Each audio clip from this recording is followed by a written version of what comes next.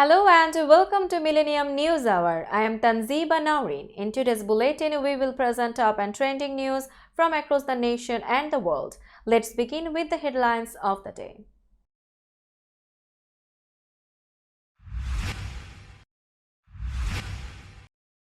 Joe Biden's son, Hunter, agrees to plead guilty to federal charges.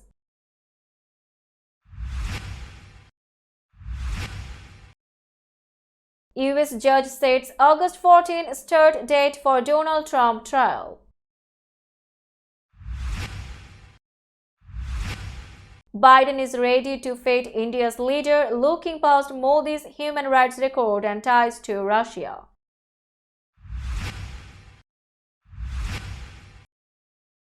Florida official who criticized DeSantis reaches settlement with Education Department.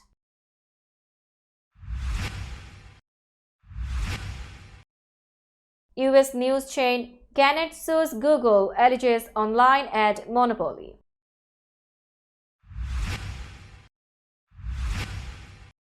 In race against clock, expanding fleet of ships searches for submersible lost near Titanic wreck.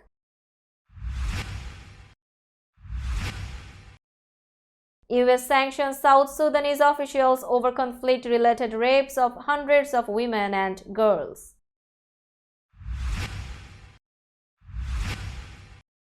Singer Bibi Rexha says she is okay after being hit in the face on stage by thrown phone.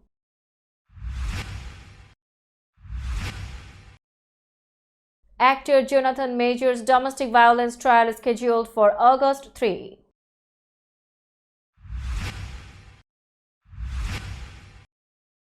China negotiating new military training facility in Cuba, report says.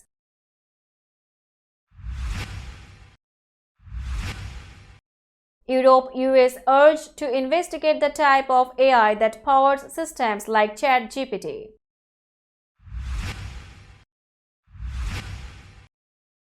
Ukraine downs Russian drones, but some get through due to gaps in air protection.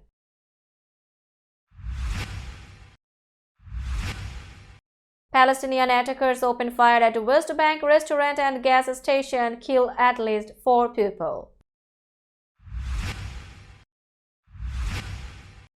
In Mexico, primary candidate proposes central role for president's son in next administration.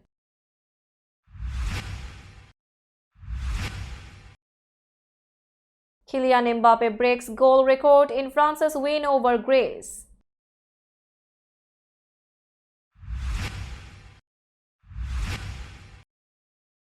And Australia beat England by 2 wickets in Ashes Classic.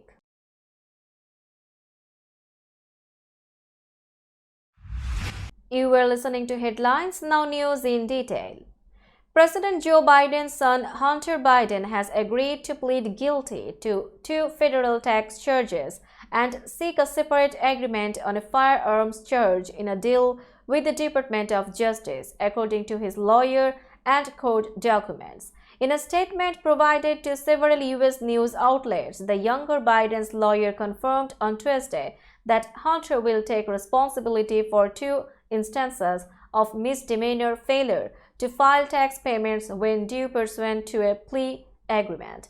The lawyer, Christopher Clark, added that a separate firearms charge will be subject to a pre-trial diversion agreement and will not be the subject of the plea agreement. A pre-trial diversion is typically an agreement between defendants and prosecutors that allows rehabilitation instead of prison time. The gun charge relates to Hunter Biden's possession of a Colt Cobra 38 special handgun for 11 days in October 2018, despite knowing he was a drug user, a violation of federal law. The count carries a maximum sentence of up to 10 years in prison. I know Hunter believes it is important to take responsibility for these mistakes he made during a period of turmoil and addiction in his life. He looks forward to continuing his recovery and moving forward, Clark said. Justice Department prosecutors also outlined the planned agreements in a court filing. The deal is expected to end a years-long federal probe into the younger Biden's personal and professional dealings that has long presented a political headache for his father while fueling criticism and conspiracy theories from the right. In a brief statement, White House spokesperson Yon Sam said the president and First Lady love their son and support him as he continues to rebuild his life. We will have no further comment. A federal judge has set August 14 as the initial trial date for former President Donald Trump's classified documents case, an early schedule that will likely be delayed by pre-trial arguments. U.S. District Judge Aileen Cannon announced the date on Tuesday, a week after Trump was formally presented with 37 charges relating to mishandling secret government files. The former president, who is seeking the White House again in 2024, pleaded not guilty. This case is hereby set for a criminal jury trial during the 2-week period commencing August 14, 2023, or as soon thereafter as the case may be called, Cannon wrote in a court order. Arguments about what evidence can be admitted in trial usually take months to settle. Further complicating Trump's prosecution is they need to set up a system to deal with classified documents at the heart of the case that cannot be seen by jurors and lawyers. Still, Cannon's tentative date signals intent to move forward with the case quickly. Special counsel Jack Smith, who is leading the prosecution as well as other federal investigations in Trump's possible misconduct, had promised to pursue a speedy trial. Indian Prime Minister Narendra Modi is on many counts a curious choice for President Joe Biden to honor with a state visit. Since Russian President Vladimir Putin ordered the invasion of Ukraine 16 months ago, India has boosted its economy by purchasing increasing quantities of cheap Russian oil. Human rights groups and political opponents have accused Modi of stifling dissent and introducing divisive policies that discriminate against Muslims and other minorities. And India's Foreign Minister Subramaniam Jaishankar has espoused a worldview in which there are no allies or friends, only frenemies. But Biden, who will welcome Modi to the White House on Thursday for a state visit, has made clear he sees U.S. ties to India, the world's biggest democracy and one of its fastest growing economies, as a defining relationship.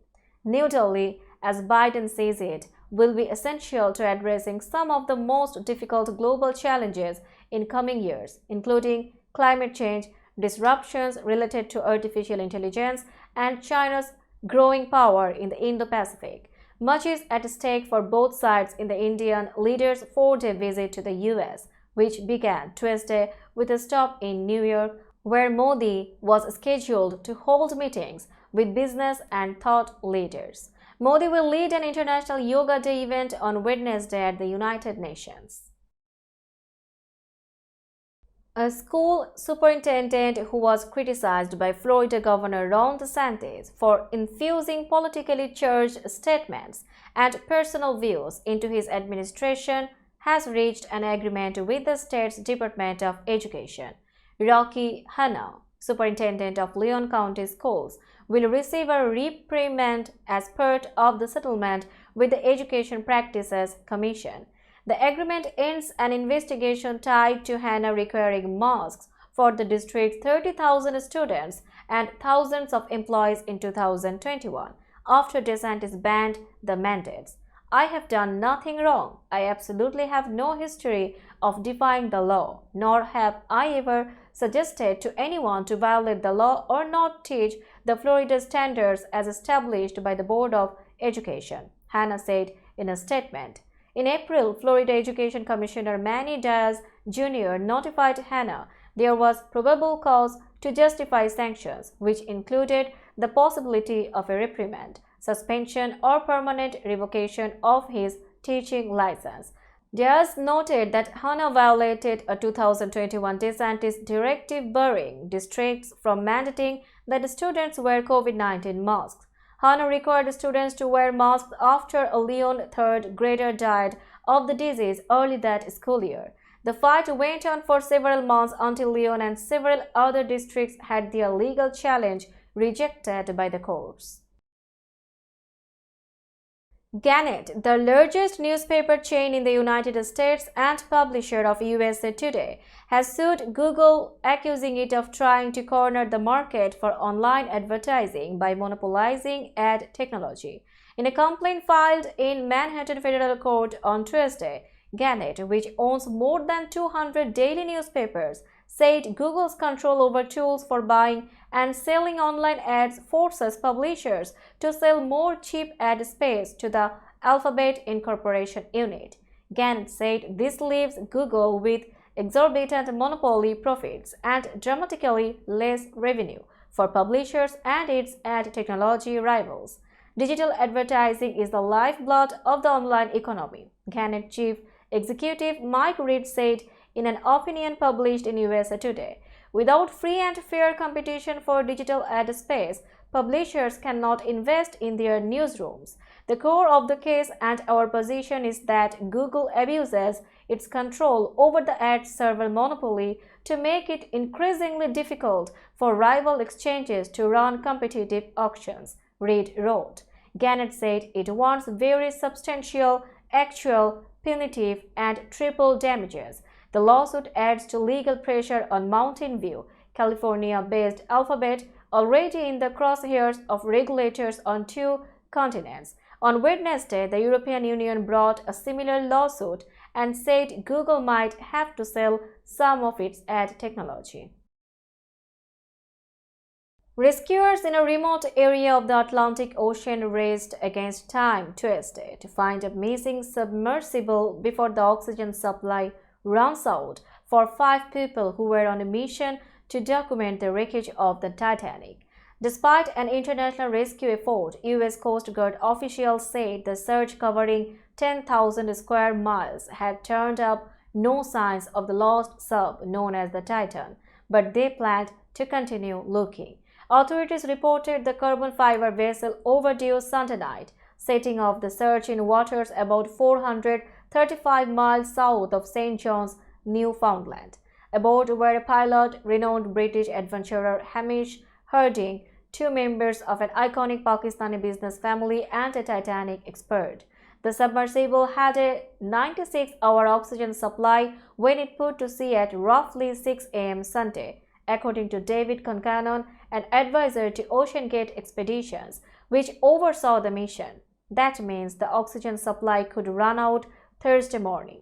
CBS News journalist David Polk, who traveled to Titanic aboard the Titan last year, said the vehicle uses 2 communication systems, text messages that go back and forth to a surface ship, and safety pings that are emitted every 15 minutes to indicate that the sub is still working.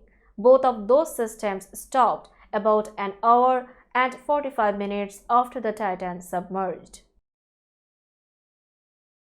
The U.S. on Tuesday imposed sanctions on a South Sudanese military officer and a governor accused in connection with the rapes of hundreds of women and girls. They are the first U.S. sanctions issued with a dedicated focus on conflict-related sexual violence, the Treasury Department said.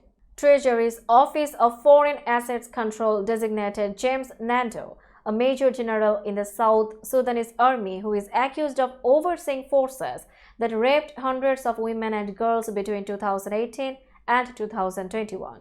Treasury said Nando was aware of the abuses and did not prevent or punish fighters responsible for sexual violence when it happened under his watch. Alfred Fuchs, governor of Western Equatoria, is also named in the sanctions documents. Affiliated with the Sudan People's Liberation Movement, Army, an opposition group, Fuchs is accused of carrying out numerous attacks in his state that resulted in abductions and gang rapes of hundreds of civilians. Among other things, the sanctions deny Nando and Fuchs access to any property or financial assets held in the U.S. and prevent U.S. companies and citizens from doing business with them. Pop star BB Rexha was hit in the face and injured by a cell phone hurled from the audience at a hometown show in New York City Sunday night, and a man was arrested, police said. The Grammy-nominated, multi-platinum selling singer-songwriter was taken to a hospital after the phone hit her, police said. A bruise and a bandage were visible above her left eye in the social media post she made Monday. "I'm good, yeah, I'm feeling alright," she sang in a TikTok video, taking a line from "I Am Good" from Blue, her recent hit with DJ David Guetta. Rexha was on stage at Pier 17, a rooftop venue in Manhattan, when the phone was thrown, police said. Video posted on social media showed the phone ricocheting off the artist's head and then Rexha grabbing her face and sinking to her knees.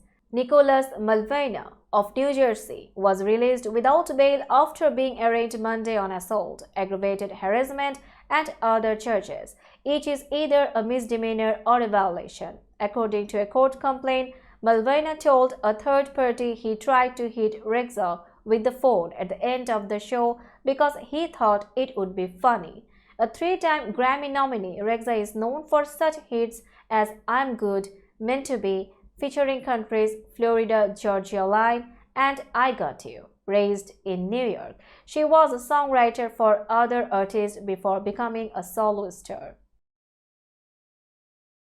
Actor Jonathan Majors' domestic violence case will go to trial August 3, a Manhattan judge said Tuesday, casting him in a real-life courtroom drama as his adult Hollywood career hangs in the balance. Majors' accuser alleges he pulled her finger, twisted her arm behind her back, struck and cut her ear, and pushed her into a vehicle, causing her to fall backwards during a merged confrontation in New York City. The woman was treated at a hospital for minor head and neck injuries, police said. Major's attorney, Priya Chaudhary, said Tuesday that she provided prosecutors with video evidence showing the female accuser attacked her client, not the other way around. The woman has not been named in court records. Majors had been a fast-rising Hollywood star with major roles in recent hits like Creed III and Ant-Man and the Wasp: Quantumania. But in the wake of his arrest, the U.S. Army pulled TV commercials starring Majors, saying it was deeply concerned by the allegations. Disney last month postponed Majors' upcoming Marvel film Avengers: Kang Dynasty from May 2025 to May 2026. He is also slated to appear in Avengers: Secret Wars in 2027. Now it's time for global updates.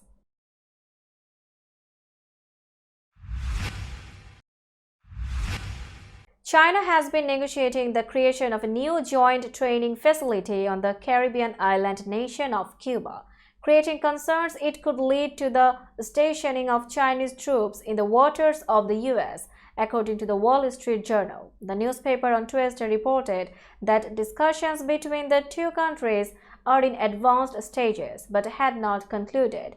The report said the officials from the administration of President Joe Biden have been trying to discourage their Cuban counterparts from finalizing the deal. The report came a day after U.S. Secretary of State Antony Blinken completed a two-day visit to Beijing, where he met President Xi Jinping, the highest-level visit to China by a U.S. official to date. The meetings came at a time of heightened tensions between the two superpowers. Both sides hailed modest progress in lowering the temperature during the meeting and committed to more diplomatic engagements with further high-level U.S. visits in the coming months. While the White House did not immediately confirm the Wall Street Journal report, Blinken told reporters on Tuesday that during the visit he made very clear we would have deep concerns about PRC, which is People's Republic of China, intelligence or military activities in Cuba. Meanwhile, National Security Council spokesman John Kirby told reporters on Tuesday it's no secret or surprise that China is trying to improve their influence or reach. It's not like we aren't aware of it. It's not like we haven't been monitoring it. The latest report came days after the Biden administration confirmed that China has maintained surveillance operations in Cuba for years, which were upgraded in 2019. European Union consumer protection groups urged regulators on Tuesday to investigate the type of artificial intelligence underpinning systems like ChatGPT, citing risks that leave people vulnerable and the delay before the bloc's groundbreaking AI regulations take effect. In a coordinated effort, 13 watchdog groups wrote to their national consumer data protection, competition, and product safety authorities, warning them about a range of concerns around generative artificial intelligence. A transatlantic coalition of consumer groups also wrote to US President Joe Biden asking him to take action to protect consumers from possible harms caused by generative AI. Europe has led the world in efforts to regulate artificial intelligence, which gained urgency with the rise of a new breed of artificial intelligence that gives AI chatbots like ChatGPT the power to generate text, images, video, and audio that resemble human work. The EU is putting the finishing touches on the world's first set of comprehensive rules for the technology, but they are not expected to take effect for 2 years. The groups called for European and US leaders to use both existing laws and bring in new legislation to address the harms that generative AI can cause. Ukrainian air defenses downed 32 of 35 Shahed exploding drones Russia launched early Tuesday, most of them in the Kiev region, officials said, in a bombardment that exposed gaps in the country's air protection after almost 16 months of war.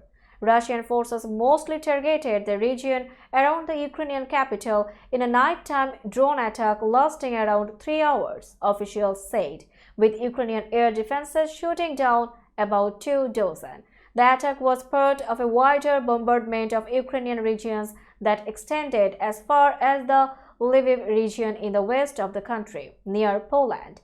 The Shahed drones made it all the way to Lviv because of the inability of air defense assets to cover such a broad area, Ukrainian Air Force spokesman Yuri Ihnat said. Air defense systems are mostly dedicated to protecting major cities, key infrastructure facilities, including nuclear power plants, and the front line, he said. Russia also struck the southern Zaporizhia region of Ukraine with ballistic missiles.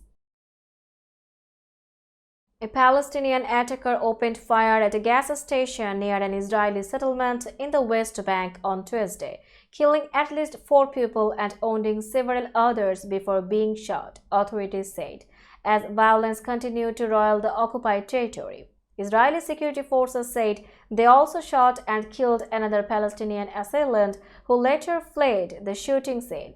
The Hamas militant group claimed both assailants as members. The attack underscored the fragility of the situation in the West Bank, where on Monday an Israeli military raid into the northern Jenin refugee camp ignited some of the fiercest Israeli-Palestinian fighting in years, killing 6 Palestinians and wounding scores more. Palestinian militants targeted Israeli military vehicles with powerful roadside bombs, and Israeli forces deployed helicopter gunships to evacuate stranded troops. The surge in violence has killed 128 Palestinians and 24 people on the Israeli side so far this year, according to a tally by the Associated Press, prompting many on either side of the conflict to fear a possible greater conflagration. The Israeli military said it was sending reinforcements to the West Bank, and Prime Minister Benjamin Netanyahu vowed to settle the score with the murderers. A primary candidate for Mexico's June 2024 presidential elections proposed Monday giving the president's son a central role in the next administration. The proposal by candidate Marcelo Ebrard raised the specter of a national political dynasty being born in Mexico, where traditionally they were frowned on. Ebrard said that if he wins the nomination of President Andrés Manuel López Obrador's Morena party, he would appoint the president's son, Andrés Manuel López Beltrán, better known as Andy, to a newly created cabinet post to ensure his father's legacy. While López Beltrán has not publicly commented on the proposal, it would appear to be a way to solve a central problem for Morena. The young disparity was largely found around and centered on Lopez Obrador's personal popularity and charisma, which all the contenders to succeed him lack. The six-way primary race will be decided in September by a series of polls. Now it's time for business news.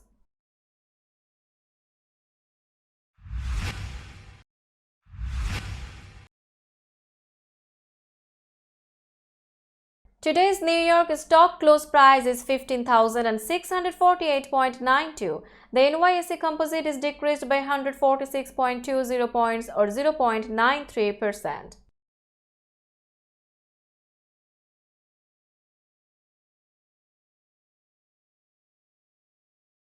Tokyo stock close price is 33,388.91.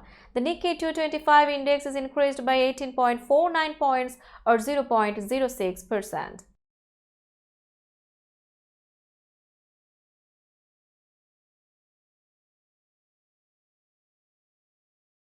Shanghai stock close price is 3,240.36. The Shanghai index is decreased by 15.44 points or 0.47%.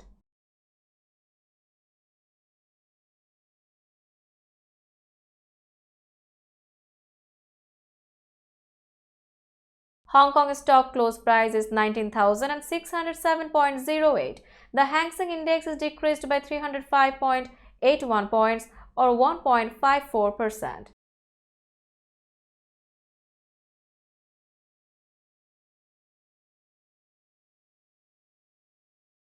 Bombay stock close price is 63,327.70. The Sensex index is increased by 159.40 points or 0.25%. Let's have a look on today's sports stories.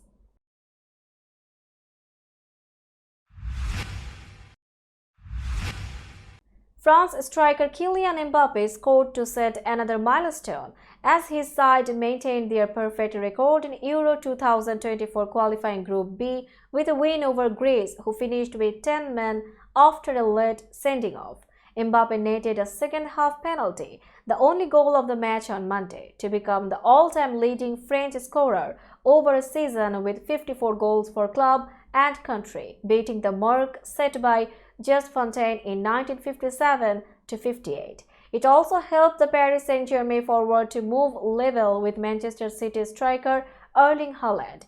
The result moved France top of the group with 12 points, 6 ahead of second-placed Greece, who had Konstantinos Mavropanos sent off in the 69th minute after Mbappe's 55th minute spot kick.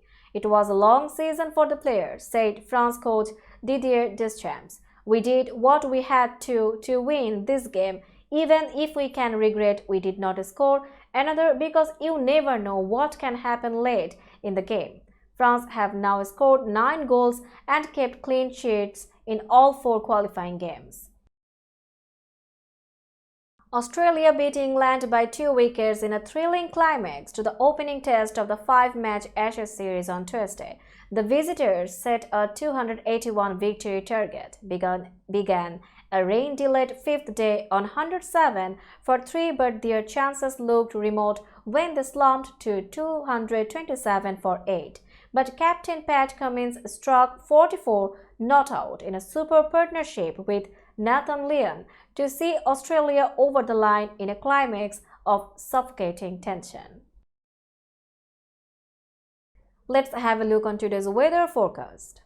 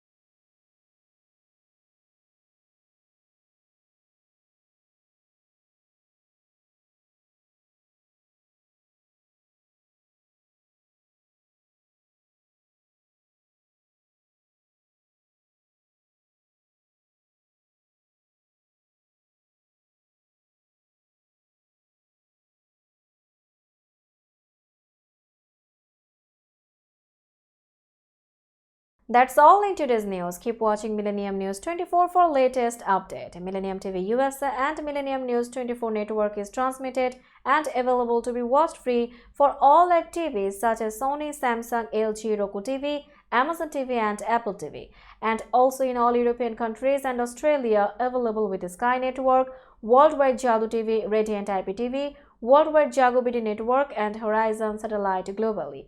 Stay connected with us for all types of informative and entertainment programs. Thank you.